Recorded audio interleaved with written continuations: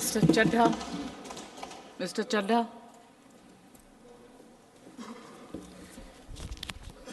क्या बीजेपी भारत देश में निष्पक्ष चुनाव खत्म करना चाहती है?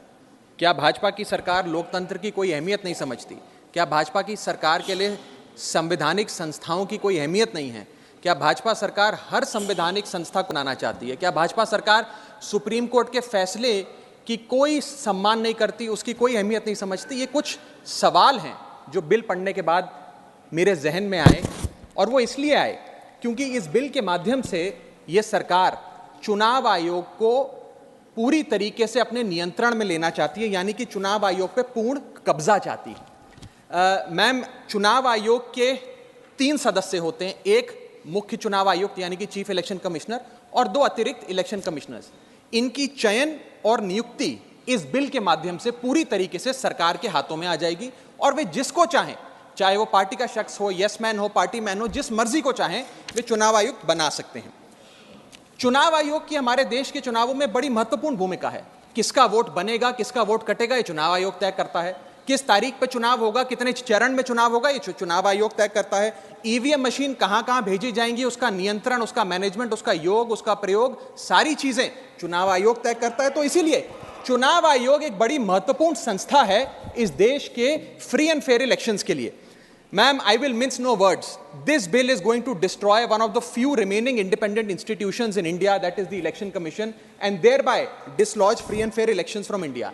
ये बिल 3 व्यक्ति या संस्था का अपमान है। पहला अपमान है सुप्रीम कोर्ट का। क्यों? क्योंकि सुप्रीम कोर्ट ने इसी साल मार्च 2 को 2 मार्च 2023 को 5 जजों की संवैधानिक पीठ ने सर्वसम्मति से एक फैसला दिया, और वो फैसला ये था कि सरकारी हस्तक्षेप, सरकार का कोई भी दखल चुनाव आयोग की नियुक्ति में नहीं होना चाहिए। ये खत्म करने के लिए हम एक समिति का गठन करते हैं। उस समिति के गठन से मुख्य न्यायाधीश को हटाकर एक कैबिनेट मंत्री को डालकर उसका संतुलन बिगाड़ने का काम और सुप्रीम कोर्ट के फैसले को पलटने का काम इस सरकार ने किया, ताकि एक ऐसी व्यवस्था बन जाए जिसमें जो शख्स ये चाहे वही चीफ इलेक्शन कमिश्नर बनेगा। ये इंसल्ट सुप्रीम कोर्ट की इसलिए है क्योंकि इसी साल के दिए गए संवैधानिक पीठ के सर्वसम्मति के 2 फैसलों को इस सरकार ने सदन के भीतर बिल लाकर बदल दिया। पहला था दिल्ली सेवा बिल, जो 8 दिन के भीतर ऑर्डिनेंस लाकर और फिर सदन के भीतर बिल लाकर बदला गया, और एक ये बिल जो 2 मार्च 2023 के सुप्रीम कोर्ट के फैसले को पलटता है और उस फैसले को पूरी तरीके से रिवर्स करने का काम करता है। मैं आपको यह बताना चाहूंगा कि यह सरकार इस बिल के माध्यम से एक प्रकार से सुप्रीम कोर्ट को खुली चुनौती दे रही है कि आपको जो फैसला देना है दीजिए, अगर हमें पसंद नहीं आएगा हम बिल लाकर उस फैसले को पलट देंगे। दूसरा इंसल्ट या अपमान इस बिल के माध्यम से चीफ जस्टिस ऑफ इंडिया का है। सुप्रीम कोर्ट का फैसला कहता है कि चयन समिति के 3 सदस्य होंगे, माननीय प्रधानमंत्री जी, माननीय नेता प्रतिपक्ष यानी कि लीडर ऑफ ऑपोजिशन, और 3rd chief justice of India. इन 3 मेंबरी समिति में से इस बिल के माध्यम से सरकार ने चीफ जस्टिस ऑफ इंडिया को हटा दिया और एक कैबिनेट मंत्री को उनकी जगह बिठा दिया। चीफ जस्टिस ऑफ इंडिया से इतना परहेज कि साफ तौर पे उन्हें इस समिति से हटाने के लिए इस बिल को लाया गया। मैं सरकार को याद कराना चाहूंगा कि समय समय पर इलेक्टोरल रिफॉर्म्स के लिए इस देश में कमेटियां बनी, और अधिकांश कमेटियों ने यह फैसला दिया, ये रिपोर्ट दी, ये सजेशन दिया कि समिति के भीतर चीफ जस्टिस ऑफ इंडिया यानी कि इस देश की न्यायमूर्ति को जरूर होना चाहिए, चाहे वो तारकुंडे कमेटी हो, दिनेश गोस्वामी कमेटी हो, वोरा कमेटी हो, इंद्रजीत गुप्ता कमेटी हो, जीवन रेड्डी कमेटी हो, या फिर इसी सरकार की लॉ कमीशन की रिपोर्ट हो।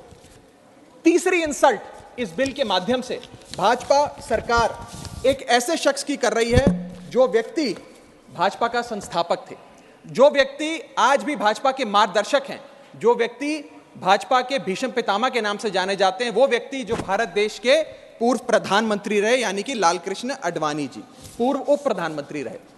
मैम, 2 जून 2012 को, और मैं राज्यसभा के पटल पे इस लेटर को रखूंगा, 2 जून 2012 को माननीय लालकृष्ण आडवाणी जी ने उस समय के प्रधानमंत्री डॉक्टर मनमोहन सिंह को पत्र लिखकर कहा कि चुनाव आयोग की जो भूमिका है चुनावों में बड़ी महत्वपूर्ण है, उसकी नियुक्ति पर एक बहुत बड़ा संदेह, प्रश्न चिन्ह लगा हुआ है, और उसकी नियुक्ति सरकार के हाथ में नहीं होनी चाहिए। और वो लिखते हैं, the present system whereby members to the election commission are appointed solely on the advice of the prime minister does not evoke confidence in the people keeping these important decisions as the exclusive preserve of the ruling party renders the entire selection process vulnerable and open to manipulation and partisanship. और वो कहते हैं कि समिति 5 सदस्यों की हो जो सीईसी की चयन करे, उनकी नियुक्ति करे, जिसमें प्रधानमंत्री हो, जिसमें लीडर ऑफ ऑपोजिशन लोकसभा हो, जिसमें लीडर ऑफ ऑपोजिशन राज्यसभा हो, जिसमें चीफ जस्टिस ऑफ इंडिया हो और कानून मंत्री हो, यानी कि 2 सदस्य सरकार के, 2 सदस्य ऑपोजिशन के और 1 न्यायपालिका के। ये समिति बड़ी अच्छी है, यानी कि अडवाणी जी भी चीफ इलेक्शन कमिश्नर की स्वतंत्रता के लिए, चुनाव आयोग की स्वतंत्रता के लिए लड़ते रहे, लेकिन इन लोगों ने अडवाणी जी को भी उनके हक की, उनके अधिकार की बात नहीं दी। आज मैं सदन में दूसरी बार लालकृष्ण अडवाणी जी के हक की, उनके अधिकार की बात मांगने के लिए खड़ा हुआ हूं। पहला जब उन्होंने दिल्ली सेवा बिल पर कहा था दिल्ली को पूर्ण राज्य का दर्जा दिया जाए, और आज जब उन्होंने कहा कि चीफ इलेक्शन कमिश्नर की नियुक्ति स्वतंत्रता से हो, निष्पक्ष तरीके से हो।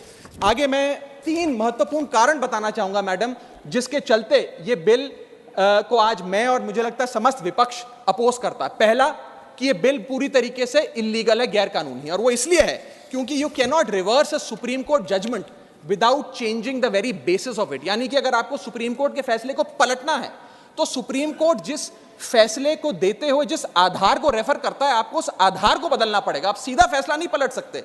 लेकिन इन लोगों ने सुप्रीम कोर्ट के फैसले की मूलभूत भावना को इस बिल के माध्यम से चोट पहुंचाने की कोशिश करी है और निष्पक्षता को चुनाव आयोग की भंग किया है। दूसरी कारण क्यों ये बिल गैर का, इसलिए क्योंकि ये बिल बेसिक स्ट्रक्चर, माइक, मेरा माइक चला गया, क्योंकि ये bill basic structure of the constitution के खिलाफ है। Basic structure of the constitution है free and fair elections, basic structure of the constitution है निष्पक्ष चुनाव और डेमोक्रेसी। अगर बायस्ड इलेक्शन कमीशन होगा तो चुनाव भी बायस्ड होगा।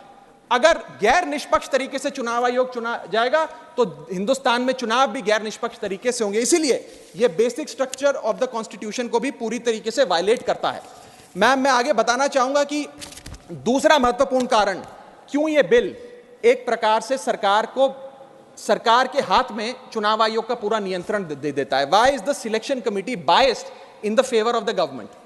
सुप्रीम कोर्ट ने कहा 3 मेंबरी समिति होगी जो तय करेगी कि चुनाव आयोग में कौन कौन बैठेगा, प्रधानमंत्री, लीडर ऑफ ऑपोजिशन और चीफ जस्टिस ऑफ इंडिया। इसमें से चीफ जस्टिस ऑफ इंडिया को निकाल बाहर कर एक कैबिनेट मिनिस्टर को इसमें डालकर पूरा नियंत्रण सिलेक्शन समिति का इन लोगों ने बिगाड़ दिया, जिसके चलते आज इस समिति में सरकार के पास 2 वोट हैं। 2:1 से सारे फैसले मेजॉरिटी से सरकार ले सकती है। इसमें सर्वसम्मति से फैसला नहीं लेना, यूनानिमिटी से फैसला नहीं लेना। सरकार चाहे तो 2:1 से कोई भी फैसला ले सकती है, यानी कि सारा नियंत्रण कौन मुख्य चुनाव आयुक्त होंगे, कौन चुनाव आयुक्त होंगे, ये सरकार के हाथ में आ जाता है। और ये एक ऐसी व्यवस्था बनाता है कि एक पार्टी मैन, एक यस मैन चुनाव आयुक्त बन सकता है। वो दिन भी दूर नहीं कि चाहे भाजपा अगर कल तो संबित पात्रा को चीफ इलेक्शन कमिश्नर बना सकती है मैडम, और 2:1 के रेशियो से संबित पात्रा देश के चीफ इलेक्शन कमिश्नर बन सकते हैं। आप सोचिए कि ये कितना खतरनाक होगा अगर वो चीफ इलेक्शन कमिश्नर बन गए। मैं आगे चलता हूं। पैरा 9 इस सुप्रीम कोर्ट जजमेंट का कहता है the executive alone being involved in the appointment ensures that the commission becomes and remains a partisan body and the branch of the executive. The independence of the commission is intimately interlinked with the process of appointment. यानी कि supreme court ये कहता है कि चयन का जो पूरा प्रोसेस है वो पूरी तरीके से इलेक्शंस कैसे होंगे, फ्री होंगे कि फेयर होंगे, वो तय करता है। मैं आगे चलता हूं, 14 मिनट है मैडम, अभी तो 6 मिनट बाकी हैं। सुप्रीम कोर्ट आगे अपने पैरा 186 में हाईलाइट करते हुए ये कहता है a person who is weak kneed before the powers that be cannot be appointed as the election commissioner. A person who is in a state of obligation or feels indebted to the person who has appointed him fails the nation and can have no place in the conduct of elections, forming the very foundation of our democracy. An independent person cannot be biased. It is important that the appointment must be overshadowed even by a perception that a yes man will decide the fate of the democracy and all its promises. यानी कि केवल निष्पक्ष चयन ही होना जरूरी नहीं है, निष्पक्ष चयन जनता को नजर आना भी जरूरी है। It must not only be done, it must be seen to be done. ये सुप्रीम कोर्ट बात कहता है। मैं आगे चलता हूं। तीसरा कारण कि क्यों हम इस बिल को अपोज कर रहे हैं वो है कि ये जो प्रपोज्ड सिलेक्शन कमिटी है इसमें कोई चेक्स एंड बैलेंसेस नहीं है। चेक्स एंड बैलेंसेस इसलिए नहीं है क्योंकि सारे फैसले तो सरकार के पक्ष में होंगे, 2 मंत्री सरकार के उसमें बैठे हैं, एलओपी को मात्र फॉर्मेलिटी के लिए इसमें बिठाया गया है, तो एक प्रकार का फिक्स्ड मैच इसमें नजर आता है। अब आप ही सोचिए, 3 मेंबरी समिति है जिसमें माननीय प्रधानमंत्री जी हैं, मान लेते हैं हमारे सदन के लीडर ऑफ ऑपोजिशन मल्लिकार्जुन खड़गे जी उसके सदस्य हैं, और 3rd मेंबर अर्जुन मेघवाल जी कानून मंत्री यहां बैठे हैं वो हैं। अब इनकी बैठक चल रही है, इसमें माननीय प्रधानमंत्री जी कहते हैं कि मैं रमेश नाम के शख्स को चीफ इलेक्शन कमिश्नर बनाना चाहता हूं। खड़गे साहब कहते हैं कि मैं रमेश को नहीं सुरेश को चीफ इलेक्शन कमिश्नर बनाना चाहता हूं।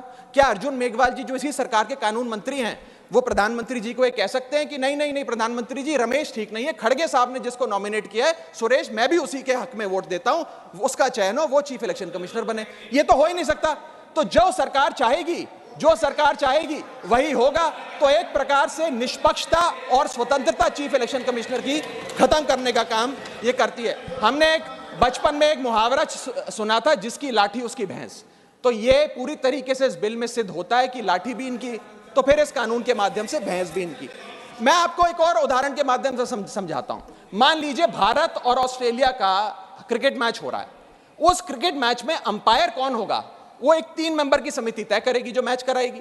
वो 3 मेंबर की समिति में एक ऑस्ट्रेलिया के कैप्टन पैट कमिंग्स होंगे, दूसरे ऑस्ट्रेलिया के प्रसिद्ध प्लेयर डेविड वार्नर होंगे, और 3rd भारत के कप्तान रोहित शर्मा होंगे।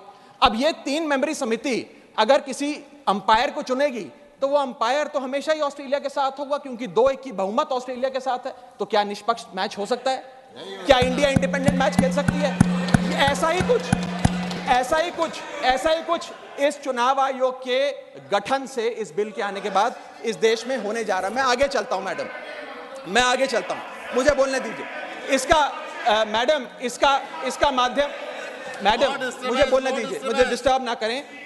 यह बिल 3 की टेस्ट पे फेल होता है, the test of independence, the test of neutrality and the test of constitutionality. ये हमारा कॉन्स्टिट्यूशनल इंपेरेटिव है कि देश में चुनाव आयोग निष्पक्ष हो, ताकि चुनाव निष्पक्ष हो। अगर चुनाव आयोग निष्पक्ष नहीं होगा तो चुनाव निष्पक्ष नहीं होंगे और लोगों की आस्था इस लोकतंत्र से डगमगा जाएगी। मैं सरकार को कहना चाहता हूं, अगर सरकार सुप्रीम कोर्ट के इस फैसले को पलटना चाहती है, अगर सरकार चीफ जस्टिस ऑफ इंडिया को इस समिति से हटाने के लिए इतनी बेकरार है, तो मैं आज सुझाव लाया हूं कानून मंत्री जी। 3 सुझाव मेरे, इनमें से अगर आप कोई सुझाव स्वीकार कर लें तो मुझे लगता है सारा हाउस एक आवाज में आपके इस बिल का समर्थन करेगा।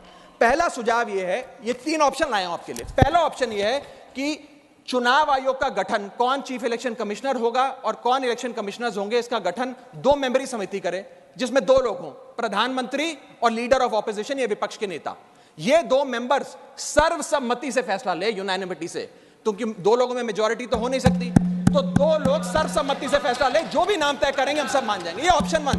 ऑप्शन 2 मैं देना चाहूंगा सरकार को, जो लालकृष्ण आडवाणी जी ने दिया था। लालकृष्ण आडवाणी जी की बात मान लीजिए, मेरी मत मानिए, आपको आम आदमी पार्टी तो पसंद नहीं, पर अपने पेट्रियार्क फाउंडिंग फादर, आपके पितामह भीष्म लालकृष्ण आडवाणी जी का फॉर्मूला ले लीजिए। 5 मेंबरी समिति, प्रधानमंत्री, कानून मंत्री, leader of opposition in Lok Sabha and Rajya Sabha और चीफ जस्टिस ऑफ इंडिया। ये 5 मेंबरी समिति एक निष्पक्ष चुनाव आयोग का चयन कर लेगी। और तीसरा ऑप्शन, अगर ये दोनों ऑप्शन आपको पसंद नहीं, तो मैं आपको वो ऑप्शन बताना चाहूंगा जो कॉन्स्टिट्यूएंट असेंबली में प्रोफेसर शिबन लाल सक्सेना ने दिया था। वो था कि जो भी नाम ये चयन समिति तय करे, वो नाम सदन के भीतर लाए जाएं और 2/3 बहुमत लोकसभा और राज्यसभा से नाम पास हो जाए, वो आदमी चीफ इलेक्शन कमिश्नर बन जाए। मैं सकारात्मक बहस कर रहा हूं, मैं ऑप्शन लाया हूं। ये इन 3 ऑप्शंस में से कोई भी ऑप्शन चुन लीजिए, सारे विपक्ष को मनाने की, एकजुट करने की जिम्मेदारी मेरी।